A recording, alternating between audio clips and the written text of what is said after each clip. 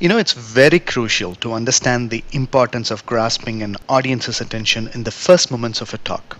Your opening lines set the tone for your overall performance. So, a great opener will prepare and intrigue the audience and ensure that your message is effectively received. Before you decide how to start the presentation, it's very important for you to know and understand your audience. What are their cultural differences?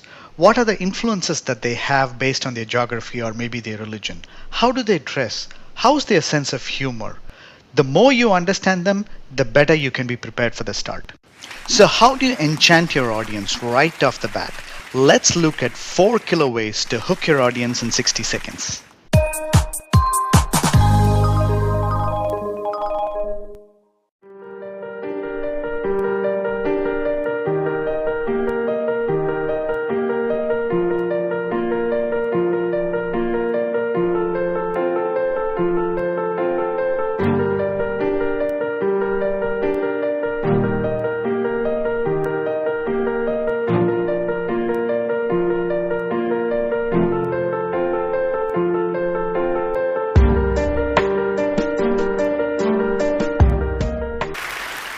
I need to make a confession at the outset here. A little over 20 years ago, I did something that I regret, something that I'm not particularly proud of, something that in many ways I wish no one would ever know, but that here I feel kind of obliged to reveal. In the late 1980s, in a moment of youthful indiscretion, I went to law school. Now, in America, law is a professional degree. You get your university degree, then you go on to law school. And when I got to law school, I didn't do very well. To put it mildly, I didn't do very well. I, in fact, graduated in the part of my law school class that made the top 90% possible. Best-selling author Dan Pink masterfully designed his opening statement. By the time he was talking about his regret, he had his audience already hooked in. Then, curiosity led to some self-deprecating humor, which made it even more effective.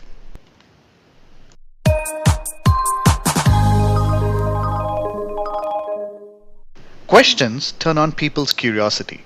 Their brains will immediately begin figuring out the answer. If they know the answer, they just want to know if it's correct.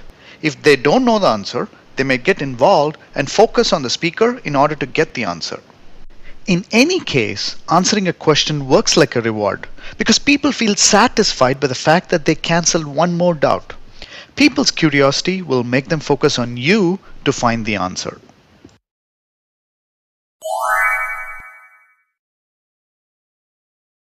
There are several kinds of questions you might want to ask as a good hook for a speech. Could be yes or no questions, could be rhetorical ones, open-ended ones, direct ones, or questions that might surprise your audience. But whatever you choose, it needs to have a connection with your topic and the circumstances. Let's now watch an example of how rhetorical questions can be used to hook your audience.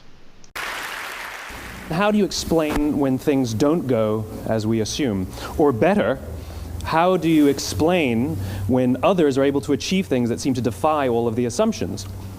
For example, why is Apple so innovative? Year after year after year after year, they're more innovative than all their competition. And yet, they're just a computer company. They're just like everyone else. They have the same access to the same talent, the same agencies, the same consultants, the same media. Then why is it that they seem to have something different? Why is it that Martin Luther King led the civil rights movement? He wasn't the only man who suffered in a pre-civil rights America, and he certainly wasn't the only great orator of the day. Why him? And why is it that the Wright brothers were able to figure out controlled powered manned flight when there were certainly other teams who were better qualified, better funded?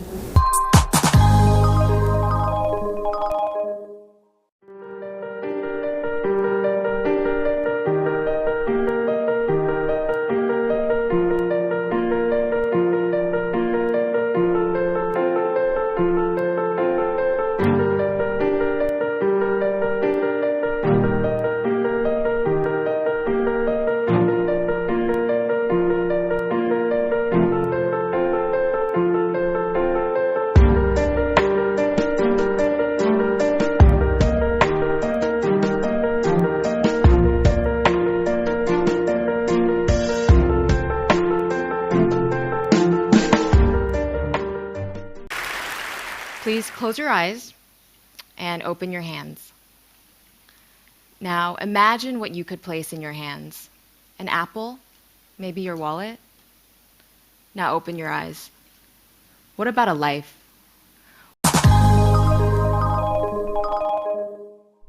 Starting with a story is one of the oldest and most powerful methods of introducing a presentation. It's a good hook for a speech because it shows you're human, shows you have feelings, emotion, and reason. It's even more powerful if you start with a personal story. The audience will feel close to you and will trust you.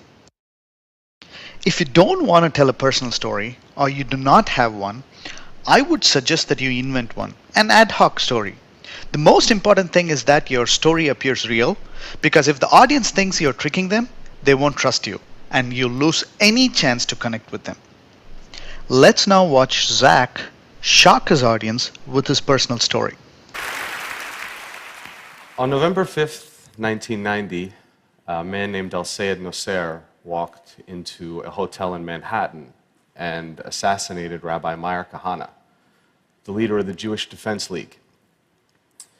Nosser was initially found not guilty of the murder, but while serving time on lesser charges, he and other men began planning attacks on a dozen New York City landmarks, including tunnels, synagogues, and United Nations headquarters. Thankfully, those plans were foiled by an FBI informant.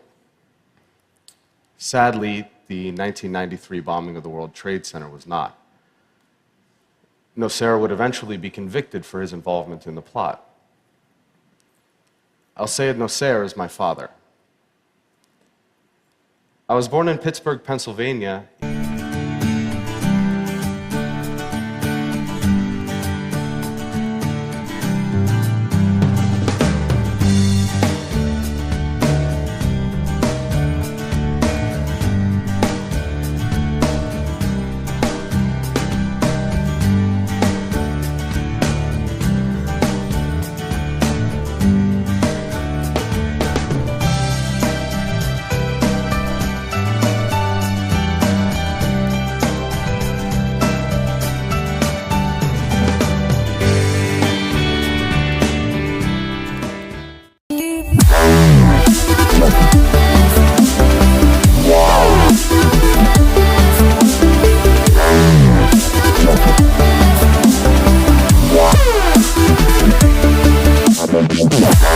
Yeah.